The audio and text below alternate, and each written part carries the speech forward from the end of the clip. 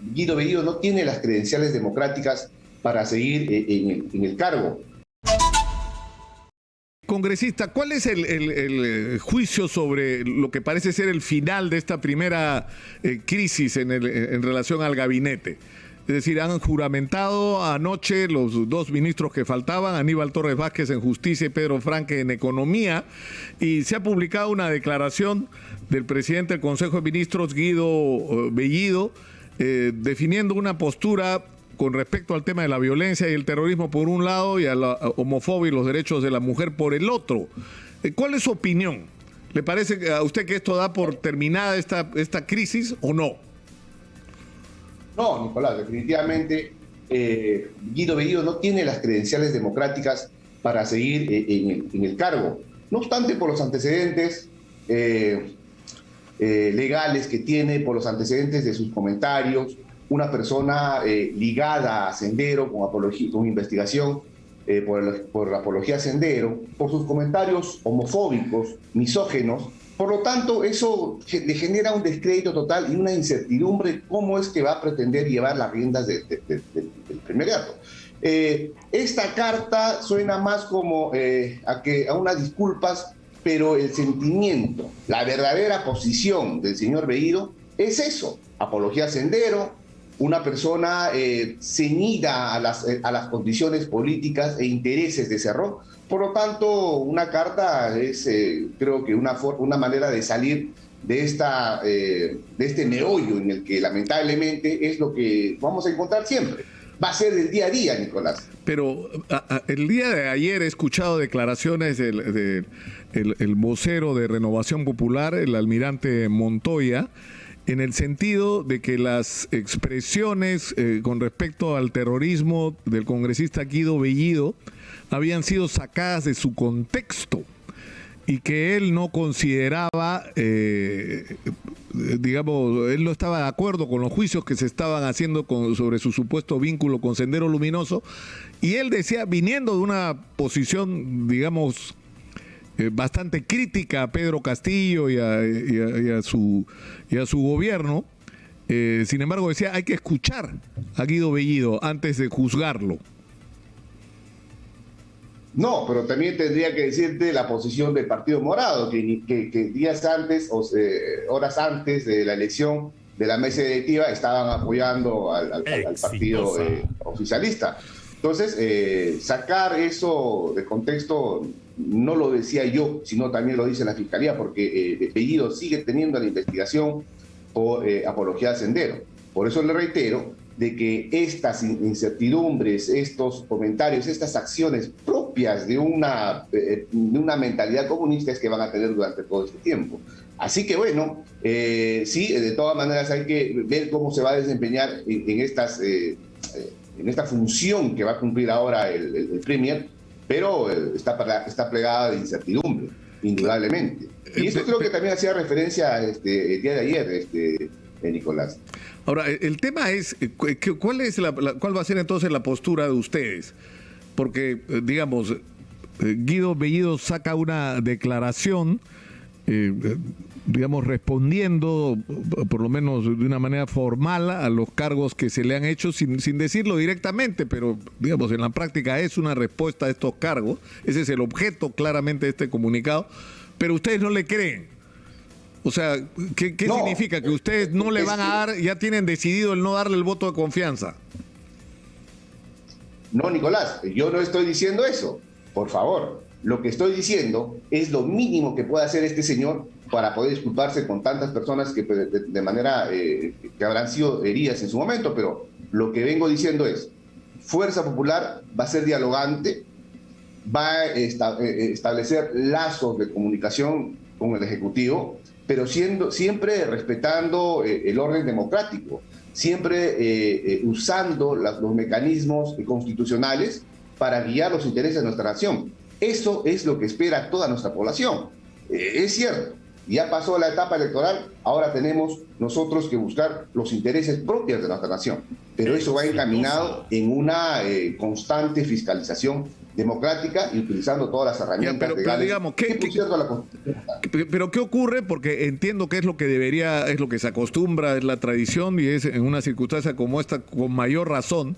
¿Qué va a ocurrir si Guido Bellido los convoca o los invita a una reunión como bancada? Es decir, la bancada de Fuerza Popular reunirse con el ministro antes de la presentación ante el Congreso para pedir el voto de confianza. ¿Cuál sería la actitud de ustedes ante una convocatoria de esta naturaleza? Mira, le comento esto de manera personal.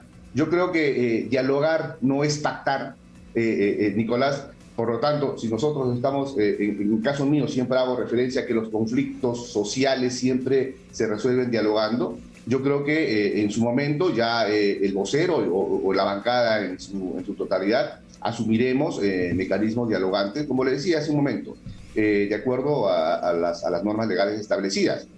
La posición siempre está a defender los intereses del país, indudablemente, Nicolás.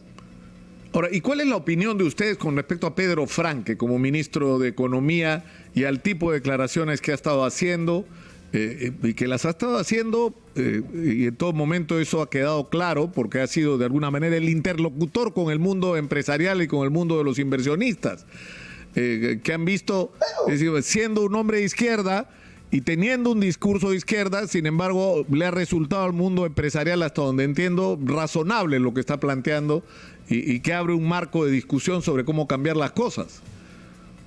Claro, es que lo razonable y democrático es respetar la Constitución, y lo que el señor Franque ha estado haciendo referencia es lo que todo peruano debería hacer. El respeto a la democracia, el respeto a la Constitución. Ha tenido unos comentarios que han mostrado cierta realidad de lo que el país necesita, pero lamentablemente su propio partido, encaminado por los intereses de Cerrón, le han jalado la alfombra. Por lo tanto, eso le ha generado inestabilidad dentro del equipo que él tenía, por eso que le han bajado el dedo, si es que podríamos llamarlo así, y no lo tomaran en cuenta.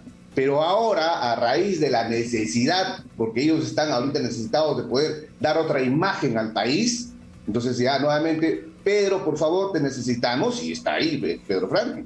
Pero en su momento él hizo referencia a que sí, deberíamos respetar el tema económico, el tema de salud, la Constitución, porque él hacía referencia a que la Asamblea Constituyente no existe jurídicamente. Entonces creo que eso no ha caído bien para los intereses del Partido de Perú Libre y de Cerrón, seguramente. Ahora, sin embargo, más allá de que la figura no exista y de que sea necesariamente o no una asamblea constituyente el mecanismo para producir los cambios, lo que sí está claro, congresista, es que la inmensa mayoría, todas las encuestadoras lo reportan y basta preguntarle a la gente en la calle o abrir los teléfonos.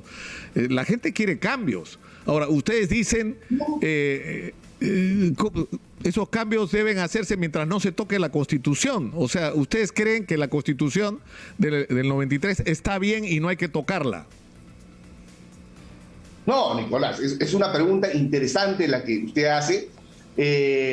A ver, para empezar, no todos los peruanos tienen esa voluntad de querer cambiar la Constitución con una asamblea constituyente que jurídicamente no existe. Primero. Segundo, el interés que mostraba en la sociedad o el partido político dentro de Perú era un 19%.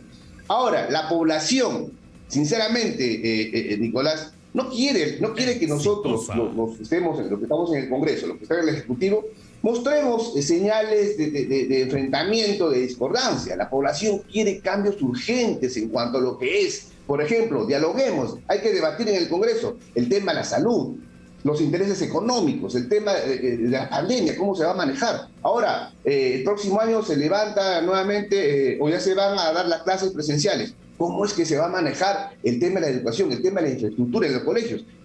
¿Qué vamos a hacer en el tema laboral?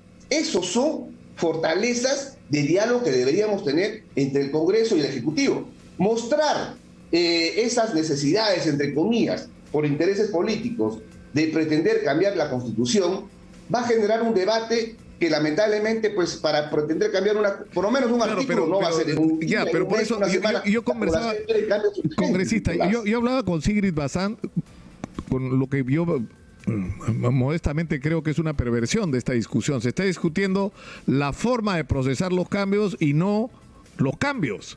Es decir, ¿qué es lo que hay que cambiar? O sea, por ejemplo, hay una discusión sobre el papel del Estado en la economía. Y según nuestra actual Constitución, el Estado solo puede tener un papel subsidiario en la economía. Y la verdad, no sé eso de dónde salió. Porque en Chile el Estado tiene un papel importante en la economía, en Brasil el Estado tiene un importante papel en la economía, en Canadá, en Europa. Es decir, ¿y por qué nosotros no? Hemos resultado más papistas que el Papa. ¿A quién se le ocurrió esa idea? Igual que la idea que hay que privatizarlo todo. O sea, nosotros teníamos, por ejemplo, en el caso del transporte, una empresa eficiente, que era un modelo incluso de operación, que era Enatru Perú, que daba un servicio de transporte importante y que lo que había que hacer es mejorar. Con el cuento de la privatización, se liquidó Enatru Perú, porque ahí podían hacerse correcciones, eliminar la corrupción, hacerlo aún más eficiente, y se cambiaron las combis asesinas por Enatru Perú, por el delirio privatizador. O sea, ¿no le parece a usted que esas cosas estuvieron mal y que el origen de ese concepto viene de esa idea privatizadora absoluta y exagerada de la Constitución? No, a ver, le voy a responder, porque tengo una formación jurídica, por supuesto, yo soy abogado de profesión, pero el problema en emitir normas, en emitir leyes, así como usted está haciendo referencia, porque en Chile, porque en Estados Unidos, porque en Rusia, porque en Francia, son realidades sociales distintas a las que tenemos nosotros. El problema ha sido que lamentablemente muchas veces pretendemos cambiar utilizando normas como el copia y pega, y no se adecúan a los intereses de nuestra sociedad. Entonces, bajo ese contexto, lo que nosotros estamos haciendo, y usted por supuesto conoce más que yo, es mayor que yo, y con mucho respeto le digo, es que justamente en la economía, en la Constitución del 93, es que veníamos nosotros de un caos social. Veníamos de un caos social acarreado por el gobierno anterior. Y no obstante, mucho antes veníamos por un tema social triste, que era el terrorismo. Entonces, había que hacer un cambio necesario en el tema económico con la Constitución del 93, y eso nos ha dado resultados favorables. No me diga usted, y no sea mezquino, lo digo con bastante respeto, de que eso no nos ha ayudado a mostrar esos desafíos que hemos tenido durante todos estos años. Por eso que hemos tenido estabilidad económica y laboral en el país. Pero fíjese la importancia de lo que usted está diciendo. O sea, cuando entra el gobierno de Alberto Fujimori al final de la catástrofe del gobierno de Alan García, el Perú era un país de apestados. No era un destino de inversión, estábamos agobiados por el terrorismo, agobiados por la hiperinflación, éramos unos perromuerteros que no pagábamos nuestras obligaciones. El Perú vivía un desmadre económico, político, social, y teníamos nuestra seguridad interna en riesgo. El Perú no era un destino de inversión y por lo tanto había que hacer un esfuerzo por atraer a los inversionistas a este país en el que nadie está dispuesto a arriesgar. Eso tiene lógica, pero eso corresponde a ese momento, congresista. Hoy ese Perú ya no es el mismo. El Perú ya no es un país apestado. El Perú ya no está agobiado por el terrorismo. En el Perú no hay hiperinflación. Entonces, ¿por qué tenemos que mantener las reglas que se crearon para una situación distinta a la que tenemos ahora? Esa es la Nicolás, si me permite. A ver, si me permite, lo digo bastante, con bastante respeto. Yo no he lanzado esos adjetivos calificativos que usted ha hecho mención. Yo deslindo con esa posición que usted está haciendo referencia. Yo lo que a ver, sí, por supuesto, pero lo que he hecho referencia es a un tema genérico, en el tema económico. Lo que estoy diciendo es de que justamente esa Constitución del 93 nos ha sacado de los conflictos de terrorismo, los conflictos económicos que teníamos, y eso nos ha dado beneficios a raíz del 93.